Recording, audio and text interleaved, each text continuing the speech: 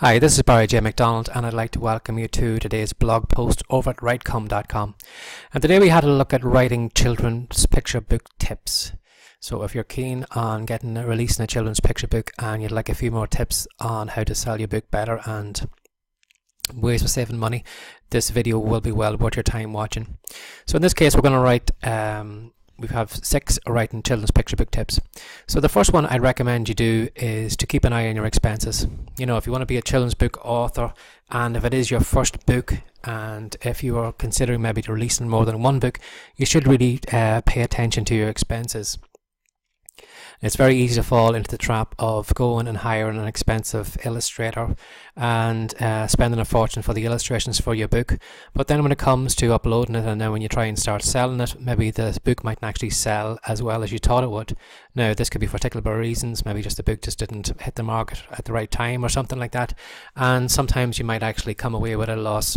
So if you consider that maybe you spent maybe $200 or $300 on getting book illustrations done for your book, and at the end of the day, if your book only brings in maybe $20 or $30, you know that book has been a loss. So if you consider your book business as a business, you'd know yourself that you can't actually run a business like that for too long, making those losses. So that's something that you need to be aware of, is how much your actually outgoings is on your expenses for your illustrations. And if there's any way you can reduce that down, it'll take some of the risk out of your picture book. Another thing then is to self-publish your book. Although there are a lot of companies that offer services that will publish a book for you, they do charge a lot of money. So if you were interested in reducing the expenses down and self-publishing yourself to save that money, it's very easy to do, even if you've never done anything like this before. Basically, all you need is your book cover, your book manuscript, your book descriptions, and then it's just a matter of uploading everything to a place like the Amazon Kindle store and selling it there. So this could be another way then you could reduce the cost of your children's picture book, and rather than actually going around and asking all the different publishers to be interested in actually taking on your book, why wait around for all that time for them to reject it, and wait around for a yes when you can just automatically just do it yourself. So I'd highly recommend that you should actually self-publish your book and get a couple of books up going first before you actually go looking for a publishing contract, because at least then you've got proven to that company then that you have a track record and you have the ability to sell books, and customers do like your books, rather than going to them with your very first book and expecting to do well. So another thing then is to look beyond your book. Even though you've written a book, I'm a big fan of repurposing your content and trying to get as much out of it as you can. And in this case, rather than actually working on a second book or a third book, first of all, try and wring out as much as you can out of that first book. Now, ways you can do that then is, you could create your own YouTube channel where you could take some of the books that you have created or you will create in the future and set up a simple kind of read-along channel on YouTube for parents, where they can sit down or put their kids in front of it.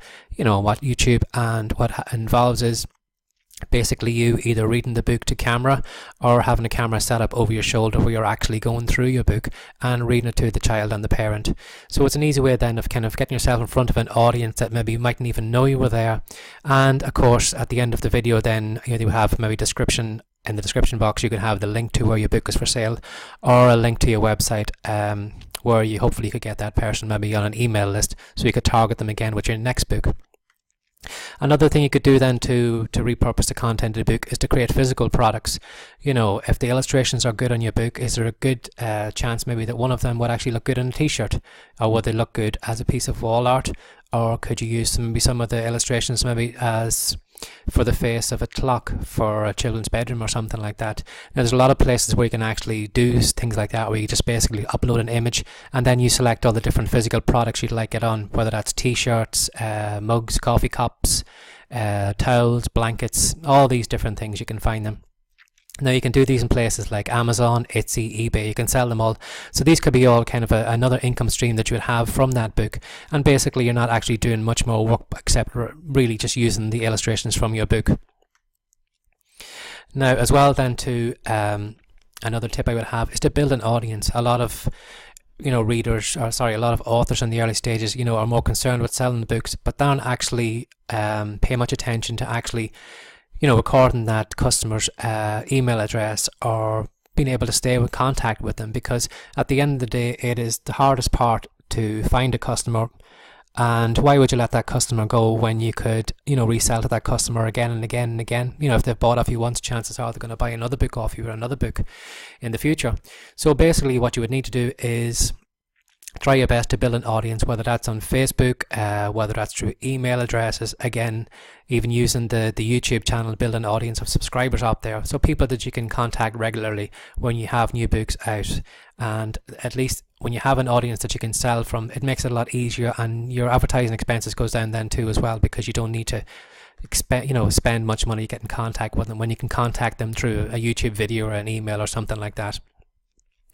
And then another way then too is when you're starting off, you're going to need to raise publicity about your book. So to raise publicity, you need to ask friends and family if they would be interested in sharing your book on the social media streams to say that it's just been released.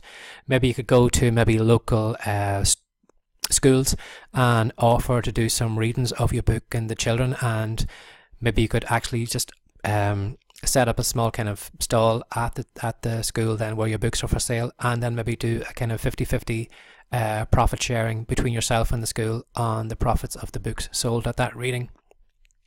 Or then what you could do then too is to tie your book in with a local charity. Maybe you could do some kind of promotion where you give away a percentage of your books and that money would go to the charity. Or maybe you could set up a competition with the charity, maybe where the winner, whoever won the competition, could be part of your next book, whether that's the main character's name or something like that, something that you could add to the book. Or maybe you could set up something where that book would be dedicated to them, or some kind of novelty thing that maybe you can't actually buy, but it could be something that you could do to raise publicity and to tie in with a local charity. And then get in the local press. A lot of authors make the mistakes of thinking that they need to set out like huge press releases where they can target maybe people all over America or people all over the world, rather than actually looking in the hometown. Because at the end of the day, if you can't get any kind of traction in your hometown or can't get any interest from your local newspaper, you're not going to get much traction from people outside your county or outside your state or outside your province or wherever you live. So try and build a relationship up with the local press. Contact them and show them that you've just released a book on Amazon or you've self-published a book here and it's doing really, really well. Because at the end of the day, all these newspapers are looking for kind of stories of local guy or gal who did well, and you could tap into that, and it could be a way then of getting more publicity in your area, which you can use then and snowball on then to reach other newspapers. Once you've been written about in one newspaper, it's very easy to take that clip and then go to another newspaper, and you've got evidence of how well you're doing, and it could be a way of building a bit of traction and publicity for you. And then the last way then is to publish more books. There's no author will ever retire on publishing one book, and if they do, they're as rare as unicorns. So to be aware of that once you've got your first book published, you need to get straight in and get working on your second book and your third book, because once you've got a series of books, you can sell to your readers over and over again. But if you only got one book created, you can only sell to that customer one time. So try and maximize your earnings by creating books maybe in a series where the character is not just in one book, but to have a couple of different adventures in a couple of books. So if the customers actually like them, there's a chance they're going to buy the second, third, fourth book. And then as well then too, once your book is possibly out of contract with the Amazon Kindle store when the 90 days are up, maybe you should actually look at going to places like Draft Digital or somewhere like that, where you can set up your account there, and they will self-publish your book in other stores like Barnes & Noble and the iTunes bookstore and all these different places. So you're actually gaining more exposure because your books are in a lot more stores than just in the Amazon store. So there you have it. That is 6 tips I would give for anybody who is interested in writing children's picture books. So my name has been Barry J. McDonald. This has been today's blog post over at writecom.com, and I highly recommend you should drop by because you have a great report on the homepage at the minute which shows you how to sell more books. And if you'd like to know more about me or pick up the book, I highly recommend you drop by. Take care. Bye bye.